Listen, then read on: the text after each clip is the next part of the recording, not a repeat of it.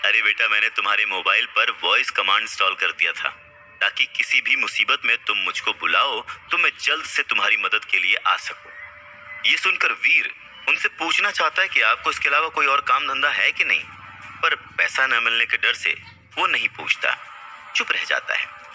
बोल पुत्र, क्या हेल्प चाहिए तुझे? खुराना पूछता है। हेल्प तो चाहिए अंकल। वीर बोल ही रहा था कि खुराना बोलता है, तो फिर आ जाओ मेरी लैब। लैब भी घुमा दूंगा और बातें भी कर लेंगे। मैंने तुम्हारे मोबाइल पर लोकेशन भेजा है, देखो। Okay, see you soon. ये बोलकर खुराना फोन काट देता है। इतनी तेजी में ये सब होता है कि वीर प्रेजेंटली सरप्राइज रह जाता है। वो सोचता है कि खुराना इतना बड़ा साइंटिस्ट है तो 3 करोड़ तो होने ही चाहिए उसके पास। वीर खुराना के दिए हुए पते पर पहुंच जाता है और चारों तरफ देखता है। वो किसी बड़े ऊंचे कांच वाली बिल्डिंग की कल्पना लिए चारों तरफ देख रहा है। आखिर इतने बड़े साइंटिस्ट हैं खुराना अंकल, तो उनका ऑफिस भी तो शानदार ही होगा। पर वहां तो बस एक टूटा फूटा मकान दिख रहा था। वीर कंफ्यूज था कि तभी उस टूटे फूटे मकान से खुराना भागता हुआ बाहर आता है। अरे पुत्र, तू आ गया। Welcome welcome welcome in my lab. Khurana की बात सुनकर वीर के मन में बस एक ही ख्याल आता है, खोदा पहाड़ निकला चूहा। खुराना उसका हाथ पकड़ के लगभग घसीटते हुए अंदर ले जाता है।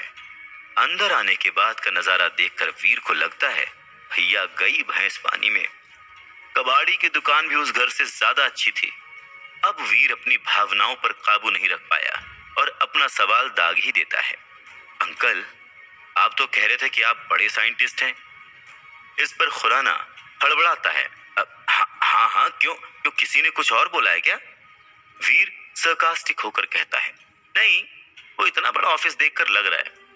वीर बोल ही रहा होता है कि खुराना पास लगे एक बटन को दबा देता है, जिससे पूरा का पूरा फ्लोर हरकत में आ जाता है और किसी लिफ्ट की तरह नीचे जाने लगता है। वीर लगभग लड़खड़ाते हुए गिरने वाला होता है, पर खुराना उसे सहारा देता है। ये क्या है अंकल? हाँ? वीर घबरा कर कहता है, पर उसके जवाब में खुराना बस मुस्कुराता है। वीर ऐसी सिचुएशन में उसे मुस्कुराते हुए देखकर गालियां देना चाहता है, पर बाद में पैसे ना मिलने के डर से वो चुप ही रह जाता है।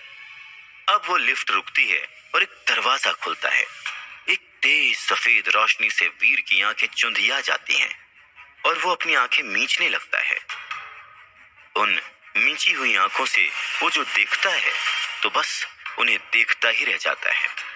एक बड़ी विशाल लैब, जहां हर जगह हाईटेक मशीन्स लगी हुई हैं, बड़ी बड़ी स्क्रीन्स लगी हुई हैं, जिसमें अलग अलग डेटाज और वीडियोस चल रहे हैं। बड़े बड़े ट्यूब्स में से फ्यूम्स निकल रही हैं और रोबोटिक हैंड्स अपने अपने काम में लगे हुए हैं। ये खुराना की लैब से ज्यादा आयरन मैन का वर्कशॉप लग रही थी। वीर को लगता है जैसे वो अपने सपनों की दुनिया में पहुंच गया है। वाह अंकल, ये तो तहलका है। वीर के मुंह से निकले हुए शब्दों को सुनकर खुराना ऐसे खुश होता है जैसे अपनी खूबसूरती की तारीफ सुनकर कोई लड़की खुश होती है। मेरी लैब है, मेरा। खुराना अपनी तारीफ करते हुए कहता है और अपनी मशीन्स को ऐसे देखने लगता है जैसे मशीन्स ना होकर उसके पालतू जानवर हों। बोल पुत्र, तुझे क्या हेल्प चाहिए? तू जो बोलेगा मैं दूंगा, आखिर तू मेरा यार का पुत्र है। खुराना बड़े प्यार से वीर को पूछता है। वीर भी इतनी फ्रीडम पाके धड़ल्ले से बोल देता है, अंकल 3 करोड़ रुपए चाहिए।